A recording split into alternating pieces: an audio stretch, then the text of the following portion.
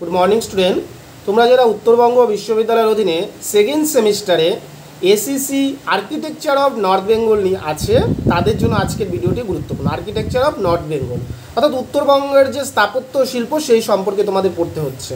দেখো এখানে আমাদের উত্তরবঙ্গের স্থাপত্য শিল্পের মধ্যে যে যে টপিকগুলো রয়েছে প্রত্যেকটাই তোমরা দেখে যাবে। 10 এবং 5 হিসাবে 13খানা থেকে 14খানা তোমাদের টপিক রয়েছে, সেই টপিকগুলো তোমরা ভালো করে দেখে যাবে, তাহলেই তোমাদের কমপ্লিট হয়ে যাচ্ছে।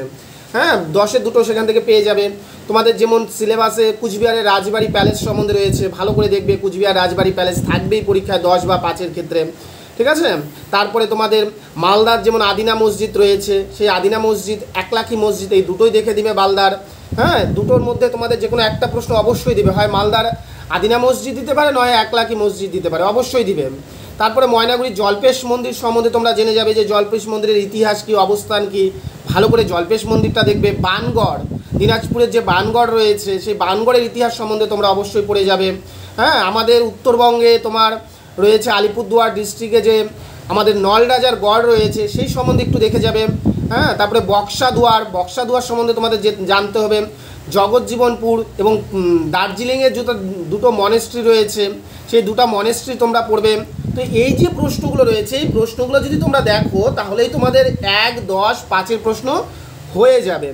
এক্সট্রা তোমাদের তেমনভাবে দেখার দরকার নেই।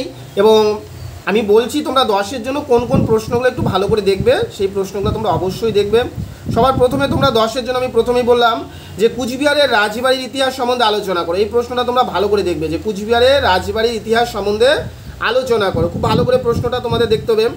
হ্যাঁ, 2 নম্বর আমি বলেছিলাম জল্পেশ মন্দিরের ইতিহাস সম্বন্ধে আলোচনা করো, এই প্রশ্নটাও তোমরা ভালো করে দেখবা। হ্যাঁ, আদিনা মসজিদ, সেই আদিনা মসজিদ সম্বন্ধে তোমাদের পড়তে হবে, আদিনা মসজিদ ভালো করে দেখবা। তো এরকম যে প্রশ্নগুলো রয়েছে সেই প্রশ্নগুলো তোমরা যদি এসএসসির জন্য দেখো, আশা করি তোমাদের এখান থেকেই সব প্রশ্ন কমন পড়ে যাবে। এবং 1-এর জন্য তোমাদের বিভিন্ন যে প্রশ্নগুলো, আচ্ছা আর কয়েকটা প্রশ্ন আমি বলছি। যেমন প্রথমে আমি 10-এর প্রশ্ন বলছি, ভালো করে একটু শুনবে। জল্পেশ মন্দিরের ইতিহাস, এই প্রশ্নটা ভালো করে দেখতে হবে। কুচবিহার রাজবাড়ির ইতিহাস ভালো করে তোমরা দেখবে। আদিনা মসজিদ ভালো করে দেখবে। গোসানিমারি রাজপাট, এটাও ভালো করে দেখবে 10-এর জন্য এগুলো, ঠিক আছে। তারপরে তোমাদের 5-এর জন্য যেমন বললাম জটিলেশ্বর মন্দির দেখবে। হ্যাঁ, একলাখি মসজিদ দেখবে। গিং মনেস্ট্রি, যেটা আমি দার্জিলিংয়ের বললাম মনেস্ট্রি রয়েছে, সেন্ট অ্যান্ড্রোর চার্চ, এই দুটো চার্চই পড়ে যাবে। বানগড় 5-এর জন্য ভালো করে দেখবে। তারপর নলরাজার গড় আলিপুরদুয়ারে রয়েছে, সেটা দেখবে। বক্সাদুয়ার আলিপুরদুয়ারে রয়েছে, দেখবে। হ্যাঁ, বাস এই কয়েকটা প্রশ্ন দেখলেই তোমাদের হয়ে যাচ্ছে। এবং 1-এর প্রশ্ন তোমাদের এখান থেকেই পেয়ে যাবে।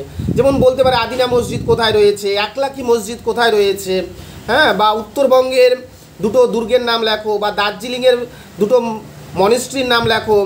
হ্যাঁ, কুচবিহারের রাজ প্যালেসের পূর্ব নাম কি ছিল, বক্সাদুয়ার কোথায় অবস্থিত, তারপরে অক্ষয় কুমার মিত্র জাদুঘর এটা কোথায় অবস্থিত, এটা উত্তরবঙ্গ বিশ্ববিদ্যালয়ের সামনে অবস্থিত। এইরকম যে 1 নম্বরের প্রশ্নগুলো রয়েছে এগুলো পড়লেই তোমাদের সিলেবাসটা কমপ্লিট হয়ে যাবে। ধন্যবাদ সবাইকে, সবাই চ্যানেলটির সঙ্গে যুক্ত থাকবে। ধন্যবাদ।